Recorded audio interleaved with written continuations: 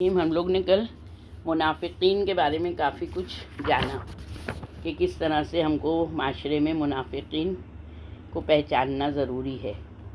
کیوں پہچاننا ضروری ہے؟ منافق کو پہچاننا کیوں ضروری ہے؟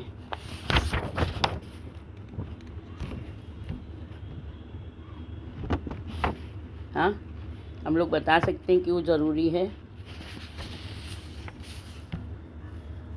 منافق کو پہچاننا کیوں ضروری ہے؟ میرے کو آواز نہیں آ رہی ہے. جیسے ہم لوگ مومن ہونے کے فائدے مطلب اپنے اندر دیکھ رہے ہیں تو منافق کے نقصان بھی اپنے اندر دیکھنا ہے. ہاں، کیونکہ ہے نا منافق جو رہے گا نا تو وہ جو ہے تو کبھی بھی نا اچھائی کے بارے میں نہیں ہم کو صلاح دے گا، ہے نا. منافق کبھی بھی برائی کی رائے دے گا نا، کیونکہ اس کا کام کیا ہے، جو ہمارا مشن ہے، جو ہمارا انقلاب ہے. ہم لوگ نے انقلاب پہ ہی لیا تھا ٹاپک. ہمارا جو انقلاب ہے اس انقلاب کو کامیاب ہونے نہیں دے گا. تو ہم اگر اس کو نہیں پہچانیں گے تو اس کی ہم صلاح مانیں گے، اس کے مشورے پہ چلیں گے، وہ جو بولے گا ہم اس کو، تو اس سے کیا ہوگا، ہمارا کام خراب ہو جائے گا. صحیح ہے نا؟ سمجھ میں آئی ہے نا یہ چیز ہم لوگ کو؟ تم لوگ کو یہ سمجھ میں آیا ہے نا کہ منافق کو پہچاننا بہت ضروری ہے. پھر نفاق کی حد کتنی ہے؟ نفاق کی حد کہاں تک ہے؟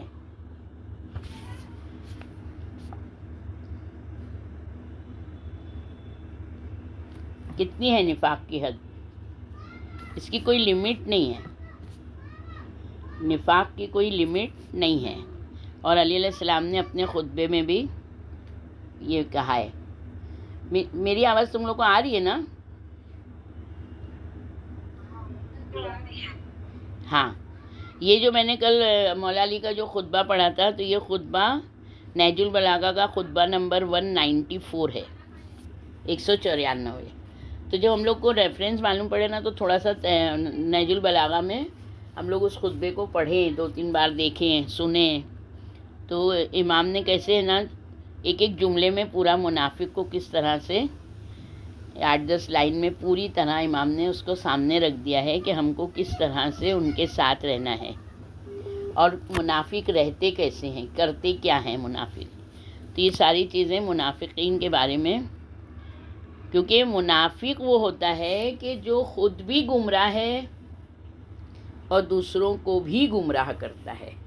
یہ منافق سب سے زیادہ اس کی یہ خصلت ہے. ہاں، کیونکہ منافق ہے ہی وہ، کیونکہ اس کے دل میں ایمان نہیں اترا ہے، اس کے دل میں ایمان نہیں اترا ہے، اور وہ ظاہری ایمان پر ہے اور مومن کا مذاق اڑاتا ہے. آگے ہم لوگ یہ دیکھتے ہیں کہ منافق کی حوصلہ شکنیاں، کس طرح اس کے حوصلوں کو توڑنا چاہیے ہے. تو ایمانداروں کی کس طرح یہ لوگ مذاق اڑاتے ہیں. یہاں پر آیت دی گئی ہے سورہ توبہ کی آیت نمبر 79 کہ وہ مخلصین مومنین کا تمسخر اڑاتے ہیں، یعنی مذاق اڑاتے ہیں کہ انہوں نے خدا کی راہ میں خرچ کیا، خدا ان سے استہزاء کرتا ہے، دردناک عذاب ان کے انتظار میں ہے. یعنی یہ منافق جو ہے نہ صرف اسلام بلکہ ہر انقلابی اور ارتقاء پسند آئین اور دین کے لیے منافقین خطرناک گروہ ہے. یعنی کوئی بھی انقلابی گروپ اور اس کے جو قانون ہیں اس کے لیے خطرناک ہے. یعنی یہ اچھے قانون کو فالو کرنا چاہتے ہی نہیں ہیں، اور وہ جو ہوتے ہیں یہ منافق مسلمانوں کی صفوں میں گھس جاتے ہیں، اور ان کا جو حوصلہ، جو جب انقلابی لیڈر جو ہوتا ہے، جو مومن ہوتا ہے، تو وہ اس کا حوصلہ بڑھاتا ہے نا. جیسے کہ جب جنگ ہوتی ہے تو تلوار جو چلا رہا ہے اس کا حوصلہ بڑھاتے ہیں تو اور بڑھتا ہے نا.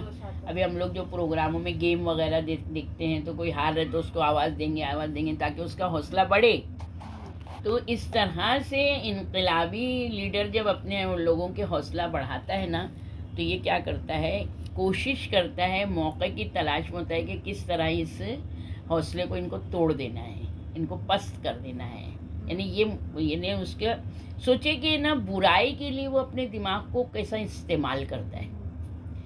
اگر انسان ہے نا برائی کو جتنا استعمال کرنے میں دماغ لگا رہا ہے، اگر وہی چیز اچھائی کے لیے کرے تو کہاں سے کہاں پہنچ جائے گا، کہاں پہنچ جائے گا.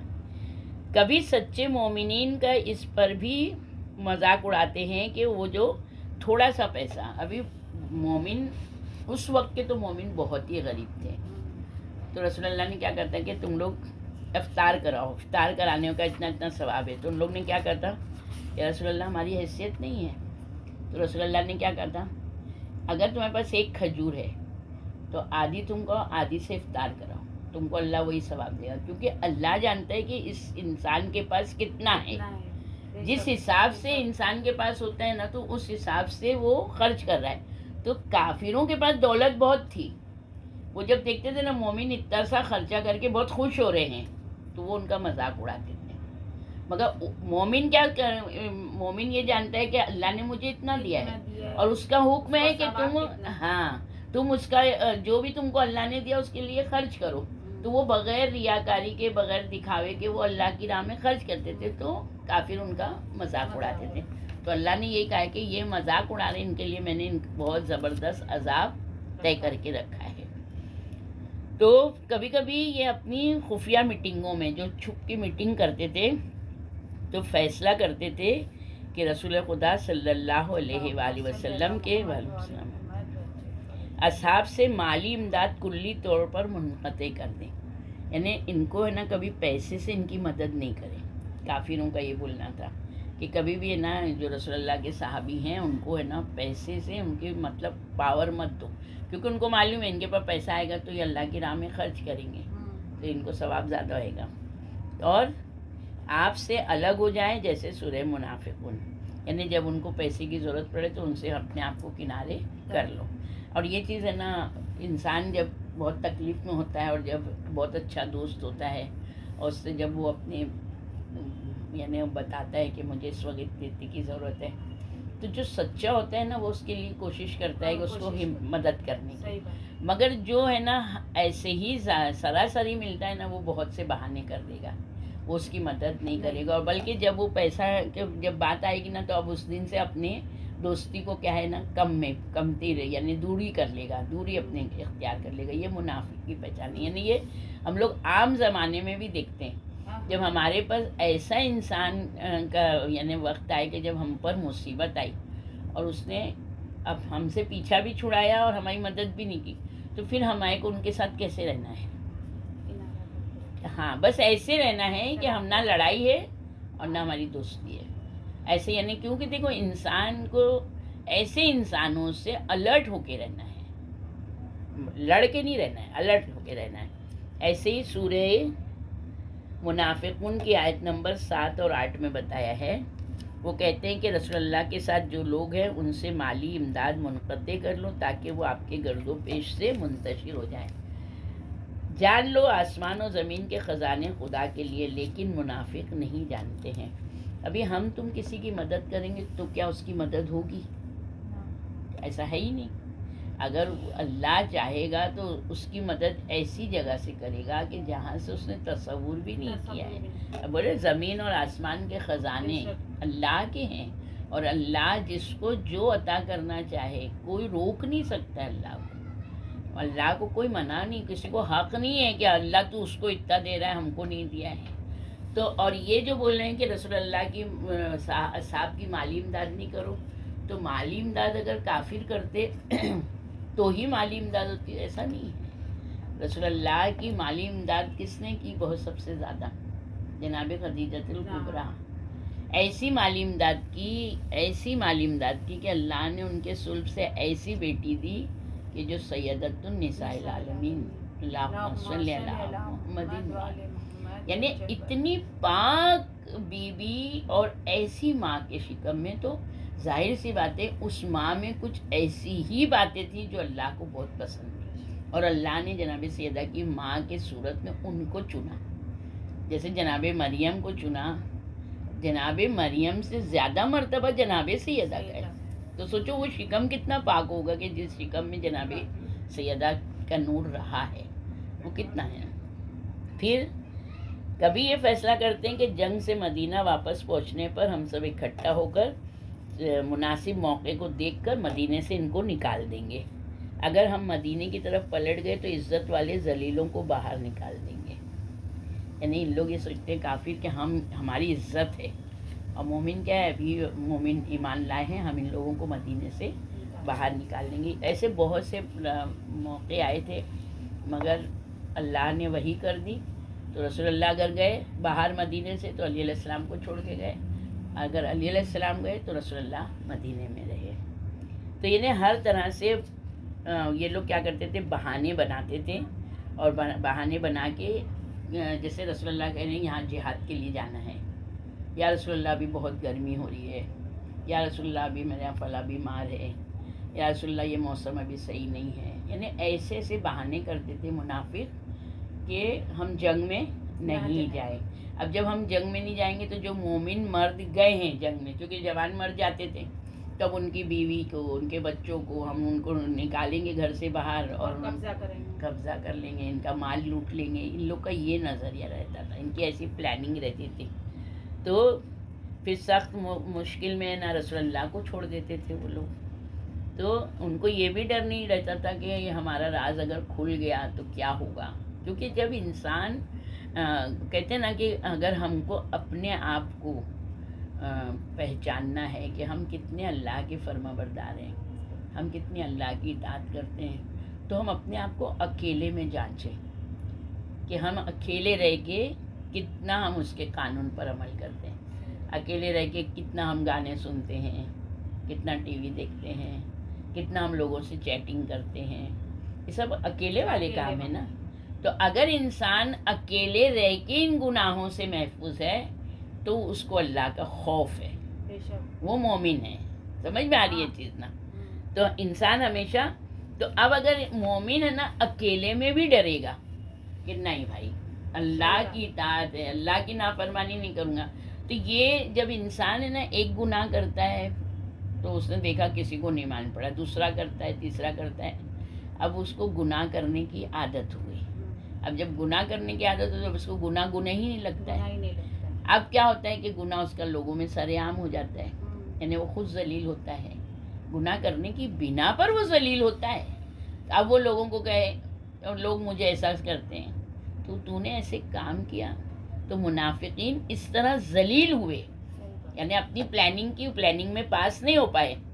تو اس طرح سے قرآن مجید نے ان پر بہت زیادہ، سورہ منافقون کی آیت میں بتایا گیا ہے کہ ان کے طور طریقوں کے بارے میں یہ سورہ نازل ہوئی، سورہ توبہ میں ہے، سورہ حشر میں ہے، اور بعض دوسری جو سورہ ہے قرآن میں، سورہ بقرہ کی 13 آیتیں ہیں کہ ان میں نا ان پر لعنت بھیجی ہے، ملامت کی گئی ہے، اور ان کو ان کی صفات اور برے انجام سے متعلق وہ سورہ منافقین میں آیتیں آئی ہیں، منافقون میں، کہ کس طرح سے منافق کے لیے اللہ نے عذاب رکھا ہے، کس طرح ان پہ ملامت کی ہے، کس طرح ان کو ان کا انجام کے بارے میں بتایا کہ ان کا انجام بہت برا ہوگا۔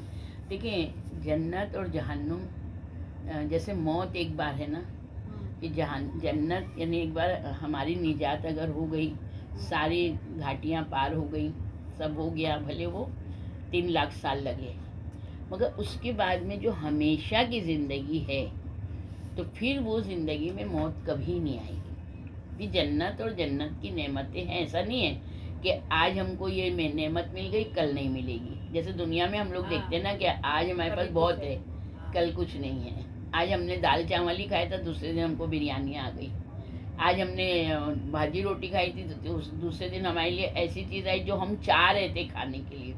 تو یہ جنت میں ایسا نہیں ہے، جنت میں درخت طوبہ کی شاخ ہے، خالی ہم اس کو ایسے پکڑ لیں گے نا، جو سوچیں گے وہ آ جائے گا، اور جنت میں جو سوچیں گے وہ ملے گا ہم لوگ کو، چاہے لباس، چاہے خوشبو، چاہے نہ کھانے پینے کی چیزیں نے، اور اس میں وہاں بول براز بھی نہیں ہے، پیخانہ نہیں کرتی وہاں پہ ہے، پیخانہ اور پیشاب نہیں ہے جنت میں. جیسے پیٹ میں رہتے ہیں بچے ہاں ویسے. کیونکہ یہ جو پیخانہ ہوتا ہے تو یہ کیوں ہوتا ہے؟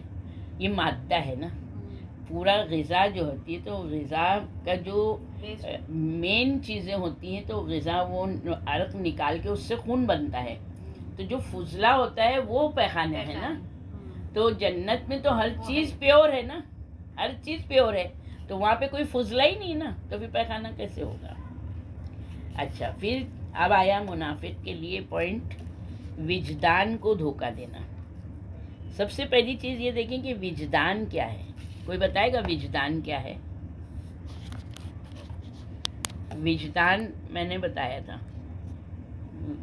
وجدان ہے نا, جو انسان اپنے میں خود محسوس کرتا ہے اس کو کہتے ہیں وجدان.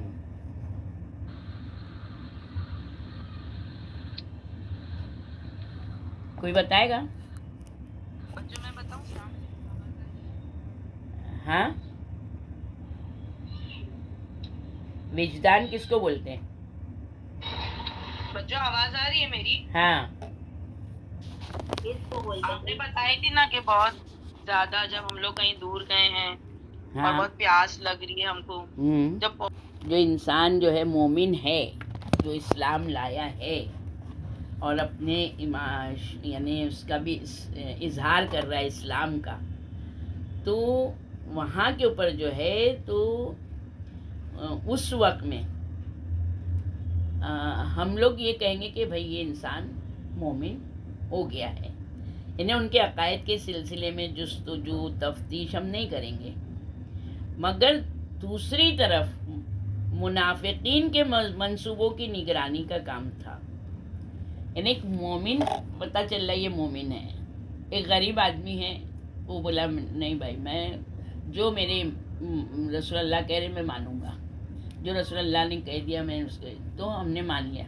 مگر اس میں کچھ ایسے بھی تھے کہ جو زبان سے کچھ نہیں بولتے تھے مگر ظاہراً لگتا تھا کہ یہ منافق. تو ان کی جانچ بہت زیادہ ہوتی تھی, ان کے عقیدے کے بارے میں بھی ان کی یعنی ہر طرح سے ان کی چیکنگ ہوتی تھی. پھر منافق کا کیا کام تھا کہ ہمیشہ ہے نا جب بھی ان کو کوئی حق والا ملتا تھا تو وہ ایسا بڑھ چڑھ کے تعارف کرانا کہ میں ایک دم سچا مسلمان ہوں. مگر اندر سے کیا ہوتا ہے, کیونکہ اس میں وہ تڑپ نہیں ہے مومن کی. سمجھ میں آ رہی ہے؟ مومن کی جو تڑپ ہوگی نا وہ منافق میں نہیں آئے گی. جو وجدان مومن کرتا ہے, جیسے کہ ہم لوگ نے دیکھا کہ مسلمان چولہا نہیں جلا, مثلاً جناب سیدہ کے گھر رسول اللہ, فاطمہ کچھ ہے, بابا اس وقت تو کچھ نہیں ہے مگر میں انتظام کرتی ہوں. 2 وقت کھانا نہیں تھا. جناب سیدہ اندر گئی, انہوں نے نماز پڑھی 2 رکعت, تو تھال آ گیا کھانے کا. تو یہاں جو 2 وقت کھانا نہیں کھایا ہے تو یہ وجدان سے معصومین علیہ السلام وہ تو زبان سے بھی نہیں بتا سکتے, مگر جو ان کے حقیقی چاہنے والے تھے ان لوگوں پر یہ جو گزرا ہے ان لوگ نے بھی کبھی شکایت نہیں کی. یعنی ان کا یہ ایمان کا یعنی درجہ بتا رہا ہے کہ کبھی بھی حرف شکایت نہیں کرتے. مومن اور منافق میں یہ فرق ہوتا ہے. منافق بیان کر دے گا یا رسول اللہ میں نے صبح سے کچھ نہیں کھایا ہے, مومن نہیں بولے گا. مومن جانتا ہے کہ اگر دن میں نہیں دیا تو اللہ رات میں ضرور دے گا. پہچان یہ ہے منافق کی, ایک بہت بڑی پہچان ہے. اسی لیے ہم لوگوں کو کبھی بھی اپنی تکلیف ہے نا لوگوں کے سامنے نہیں بتانا چاہیے. تو یہ جو ہے تو منافق جو ہے تو اس طرح سے ہمیشہ مومن کو کیا ہے دھوکہ دیتا رہتا ہے کہ مطلب یہ مومن ہے. تو مومن اس طرح سے اس کو پہچانتا ہے کہ اگر یہ بھی مومن ہوتا تو یہ ایسا نہیں کرتا. پھر یہ لوگ جو ہے تو منافق کا کام ایک ہے دھوکہ فریبی, دوسری طرف رسول اللہ کے بارے میں غلط اعتقاد رکھنا. ان کے دونوں ارادوں کو خاک میں ملاتا ہوا نظر آتا ہے. وما یخدعون الا انفسهم وما یشعرون. یہ کون سی آیت ہے؟ यशउरून। तो ये आयत का इसमें रेफरेंस तो नहीं दिया है। इनके दोनों इरादों को खाक में मिलाता हुआ नज़र आता है। ये जुमला एक तरफ तो ये साबित करता है कि धोखा और फरेब सिर्फ इन्हीं की तरफ से है, दूसरी तरफ कहता है इस फरेब की बाज़गश भी इन्हीं की तरफ है, लेकिन वो समझते नहीं हैं। अब देखो, हम लोगों ने ये चीज़ तो देखी कि रसूलुल्लाह की ज़िंदगी में ये कह दिया कि रसूलुल्लाह ने कहा था, तो रसूलुल्लाह बहुत रोए, बहुत रोए, बहुत गिरिया किया, या अली अभी तो मैं ज़िंदा हूँ और लोगों ने मुझ पर तोहमतें लगाना शुरू कर दी। तो रसूलुल्लाह की ज़िंदगी में लोगों ने रसूलुल्लाह के बारे में झूठी बातें गढ़ना शुरू कर दी थी। इसी तरह से जब रसूलुल्लाह की वफ़ात के बाद जब जनाब सैयदा का बाग़ फ़िदक लिया है, तो जनाब सैयदा ने अबू बकर से कहा कि फ़िदक तो हमारा है, मेरे मज़दूर थे उस पर, तुमने मज़दूरों को मार के हटा दिया। बोले आप गवाह लेकर आइए। तुमने मज़दूर मार के हटाया था ना, गवाह तुमको लाना चाहिए था कि देखो ये गवाह है और ये मुसलमानों का है। तुमने गवाह नहीं लाए, बल्कि जनाब सैयदा से गवाह मांगे। उल्टा काम। ये मुनाफिक ऐसी ये पहचान होती है ना, वो गुनाह पे गुनाह करते चले जा रहे हैं, गुनाह पे गुनाह। तो यहाँ के ऊपर जो रसूलुल्लाह ने गिरिया किया था ना, तो रसूलुल्लाह ने उस वक्त को याद किया था कि जब जनाब सैयदा ने जाके मुतालबा किया तो अबू बकर ने भरे दरबार में कहा कि आपके बाबा की हदीस है कि हम अंबिया जो है तो कोई मीरास नहीं छोड़ते हैं। तो जनाब सैयदा ने कहा मेरे बाबा ने मेरे सामने तो कभी नहीं कहा था। वो कौन सी हदीस है जो मुझे नहीं मालूम है? तो ये क्या हुआ? रसूलुल्लाह पे तोहमत हुई ना। तो हम यही बोलेंगे कि ये दोनों कौन थे? क्या ये मुसलमान थे? जो इनकी सिफ़ात, जो इन्होंने अपनी सिफ़ात बताई है, लोगों में ज़ाहिर की है, तो ये तो पूरी मुनाफिकीन की सिफ़ात है ना, कि रसूलुल्लाह के बारे में, रसूलुल्लाह के लिए गलत अक़ीदा रखना, रसूलुल्लाह पे तोहमत लगाना। तो इतनी बड़ी तोहमत लगाई रसूलुल्लाह पे, और वो भी जनाब सैयदा के सामने लगाई, जनाब सैयदा से कहा। तो जनाब सैयदा क्या नहीं जानती थी अपने बाबा के बारे में? और अगर ये मुसलमानों का हक़ होता तो जनाब सैयदा की दुनिया में, उनके घर में क्या चीज़ थी दुनिया की? कोई भी चीज़ तो नहीं थी। तो वो उन्होंने बाग़ फ़िदक, कोई तो ऐसा है मसला, ये ऐसा अहम राज है कि जो जनाब सैयदा ने जाके मांगा, इसके राज हुज्जत तमाम की उन्होंने। क्यों की? क्योंकि ये सब चीज़ें जो आगे इन लोगों को करना थी ना, उसके बहुत से रास्ते बंद करवाए, मगर इन लोग ने उस एक के लिए उन्होंने आगे बढ़ते गए, वो और गुनाह पे गुनाह, गुनाह पे आज मुसलमान पस्ती के गड़े में आ गए। जिन्होंने उनको फॉलो किया तो उन लोगों ने आँख बंद करके फॉलो किया। उस वक्त भी मोमिन मजाक उड़ाए जाते थे मोमिनों का, आज भी मोमिन वही है जो अली वलीउल्लाह कह रहे हैं, मोमिन वही है जो अली अलैहिस्सलाम की इताअत कर रहे हो, मोमिन वही है जो अहले बैत अलैहिस्सलाम के मुती व फरमा बरदार हैं, मोमिन वही है जो इमाम ज़माना जल्लल्लाहु ताला फजल शरीफ का इंतज़ार कर रहे हैं। तो इस तरह से जो है, तो ये मुनाफिकीन जो हैं, ये साबित करता है नहीं, ये जो धोखा दे रहे हैं, ये धोखा किसके पास आएगा? वापस इन्हीं की तरफ आएगा। समझ में आया? इनका असली सरमाया जो इन्होंने हासिल किया है, हुसूल सआदत के लिए खुदा ने इनके वजूद में पैदा किया, वो इसे धोखा और फरेब की राह में बर्बाद करे। अल्लाह ने इनको अक्ल दी थी सोचने की, मगर इन्होंने अक्ल का इस्तेमाल कहाँ किया? गलत जगह। तो खुद ने चुना ना ये चीज़। तुम चाहते तो अच्छी चीज़ सोचते। अब देखो, अबू बकर उमर को आज लोग सहाबी रसूल थे, मगर उनके काम की बिना के ऊपर उनको, यानी मोमिनों ने उनको दर्जा नहीं दिया, मगर कोई ओहदा नहीं मिला था जनाब सलमान, जनाब मिक़दाद को रसूलुल्लाह की वफ़ात के बाद, मगर आज भी उनका नाम सहाबियत की फहरिस्त में है ना। मोमिन है, ये सच्चे मोमिन हुए ना। तो ये मोमिन और ये मुनाफिक, हम लोग को इनसे कंपेयर ऐसे करना है कि इन लोगों ने रसूलुल्लाह की ज़िंदगी में भी, जब एक दिन ईशा की नमाज रसूलुल्लाह ताक़ीर कर रहे थे, रसूलुल्लाह वही के इंतज़ार में रहते थे, तो उस वक्त उमर ने कहा या रसूलुल्लाह عشاء کا وقت ہو گیا، آپ کب نماز پڑھائیں گے؟ انہیں رسول اللہ سے زیادہ ان کو نماز کی فکر تھی. تو سوچو رسول اللہ کی زندگی میں رسول اللہ سے جو ہے تو ان لوگوں نے اس طرح کی باتیں کی تھی. تو پھر رسول اللہ تو جب دنیا سے چلے جائیں گے تو ان کے اہل بیت کے ساتھ کیا نہیں کیا ہوگا ان لوگوں، اور کیا نہیں کیا ہے. تاریخ ساری چیز کی گواہ ہے. اچھا، ہم سب جانتے ہیں کہ انسان سب کو دھوکہ دیتے ہیں، حالانکہ رسول اللہ علم غیب کے پیکر تھے، مگر پھر بھی تم لوگ کے نظریے میں نا، مگر رسول اللہ کو تو کوئی دھوکہ نہیں دے سکتا ہے، کیونکہ اللہ ہمارے دلوں کے بھیدوں کو بھی جاننے والا ہے. اللہ ہماری سوچ کو بھی جانتا ہے.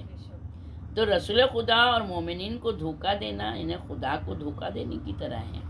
تو تم خدا کو دھوکہ دو گے تو اللہ نے تمہارے لیے بہت اچھا عذاب رکھا ہے. نبی اکرم صلی اللہ علیہ وسلم مومنین کی تعظیم کے لیے خود ان کی صف میں بیان کرتا ہے اللہ، یا پھر یہ لوگ صفات خدا کو نہ پہچاننے کی وجہ سے اپنی کوتا اور ناقص فکر سے واقعاً یہ سمجھتے تھے کہ ہو سکتا ہے کوئی چیز خدا سے پوشیدہ ہو. ایسی نظیر قرآن مجید کی دیگر آیات میں بھی ملتی ہے. تو بہرحال آیت وجدان کو دھوکہ دینے کی طرف اشارہ ہے، واضح اشارہ ہے کہ اکثر ایسا ہوتا ہے کہ گمراہ اور گناہ سے آلود انسان برے اور غلط اعمال کے مقابلے میں وجدان کی سزا اور سرزنش سے بچنے کے لیے اسے دھوکہ دینے کی کوشش کرتا ہے. یعنی اپنے اوپر جو ہے وہ کیفیت نہ آوے، اس کی بنا پر وہ دھوکہ دینا چاہتا ہے. آہستہ آہستہ اپنے آپ کو مطمئن کرتا ہے نہ صرف اس کا عمل برا ہے کبھی ہے، بلکہ اس کا جو ہے تو یہ اصلاح کے بجائے یہ فساد کی طرف اپنے آپ کو بڑھاتا ہے، کیونکہ یہ وجدان کو دھوکہ دے کر اطمینان سے غلط کام کو جاری رکھ رہا ہے. یعنی وجدانی کیفیت جو ہوتی ہے وہ صرف اور صرف جس پر گزرتی ہے وہی جانتا ہے، اور کوئی نہیں جانتا ہے. کہ تو اندر کی جو کیفیت مومن کی ہوتی ہے وہ بھی وہی جانتا ہے، اور جو منافق کی ہوتی ہے وہ بھی وہی جانتا ہے. تو منافق کے اندر کی جو کیفیت ہے نا وہ اس کے اوپر متوجہ نہیں ہوتا ہے، اس چیز کو وہ ظاہر نہیں ہونے دیتا ہے. امریکہ کے ایک صدر کے بارے میں کہتے ہیں کہ جب اس سے سوال کیا گیا کہ اس نے جاپان کے 2 بڑے شہروں ہیروشیما اور ناگاساکی کو ایٹم بم سے تباہ کرنے کا حکم کیوں دیا تھا، جبکہ اس سے 2 لاکھ افراد بچے، بوڑھے، جوان ہلاک یا ناقص الاعضاء ہو گئے، تو اس نے جواب کیا دیا، اگر ہم یہ کام نہیں کرتے تو جنگ طویل ہو جاتی اور پھر زیادہ افراد کو قتل کرنا پڑتا. یعنی ادھر بھی قتل ہی ہوئے. قتل کیا، آج بھی ہیروشیما اور ناگاساکی میں جو بچے پیدا ہوتے ہیں نا، تو آج بھی وہ لولے لنگڑے، یعنی ان میں نقص ہو گیا، یعنی وہ اندر کی تہہ تک کی زمین کے اندر وہ سارا پوائزن پیر گیا ہے. تو وہاں پہ پانی اور اس میں زمین میں ہی وہ چیزیں ہیں کہ آج تک. اب سوچو اس نے جواب کیا دیا، یہ جنگ اور آگے ہوتی ہے اور قتل ہوتے، تو ابھی تک تو دیکھا جائے تو قتل ہی ہو رہے ہیں نا. تو گویا ہمارے زمانے کہ منافق بھی اپنے وجدان یا لوگوں کو دھوکہ دینے کے لیے ایسی باتیں، ایسے بہت سے کام کرتے ہیں. حالانکہ جنگ جاری رکھنے یا شہر کو ایٹم بم سے اڑانے کے علاوہ تیسری واضح راہ بھی تھی، اور وہ یہ تھی کہ توسیع پسندی سے ہاتھ اٹھا لیں، قوموں کو ان کے ملک کے سرمایے کے ساتھ آزاد رہنے دیں.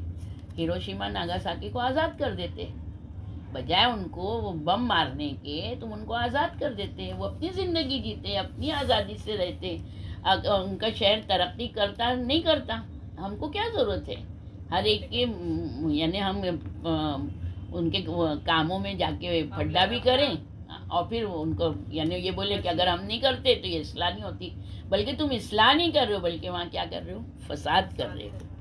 تو نفاق جو ہے وہ حقیقت میں وجدان کو فریب دینے کا وسیلہ ہے. کس قدر دکھ کی بات ہے کہ انسان اس اندرونی واعظ، ہمیشہ بیدار و پہرے دار خدا کے باطنی نمائندے کا گلا گھونٹتے رہے، اس کے چہرے پر اس طرح پردہ ڈال دے کہ اس کی آواز کان تک نہیں پہنچے. اور یہ جو نفاق ہے یہ بہت زیادہ نقصان دہ تجارت ہے.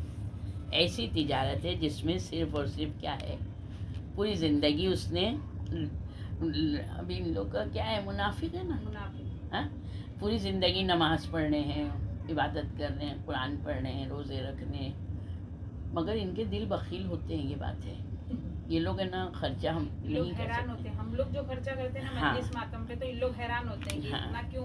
تو مطلب یہ اتنا دنیا میں رہ کے کلمہ پڑھنے کے باوجود بھی جیسے ہی ان کا دم نکلنے کا وقت ہوتا ہے یہ ان کا ایمان ان کو کام نہیں دیتا. یعنی کتنا برا سودا ہے. ان کی جسمانی قوت نے جو دنیا کی ان کو اللہ نے نعمتیں دی ہیں، ان کی طبیعت، پھر آخر میں انبیاء علیہ السلام کی جو رہبری کا عظیم سرمایہ، جتنا بھی ان کو سب ملا تھا، انہوں نے اس کو منافقت کے چکر میں صحیح اس کا نہیں استعمال نہیں کیا. صحیح تجارت ان کی نہیں ہوئی، جس کی وجہ سے ان کو گھاٹا ہی گھاٹا ہوا. پھر اب اس میں مومن فائدہ اٹھاتا ہے. مومن نے زندگی بھر تمہارا مذاق سہا، تم نے اس کو تانے دیے، تشنے کیے، اذیت دی، قتل کیا، سب کچھ کیا تم نے. جب تم مرنے لگے تو اب تمہارے پاس کچھ نہیں ہے. دیکھو دنیا تو رہے گی نہیں، چاہے کچھ بھی ہم کتنا بڑی محل بنا لیں، مگر ہماری قبر میں کچھ نہیں جائے گا. کفن مل جائے تو بڑی بات ہے.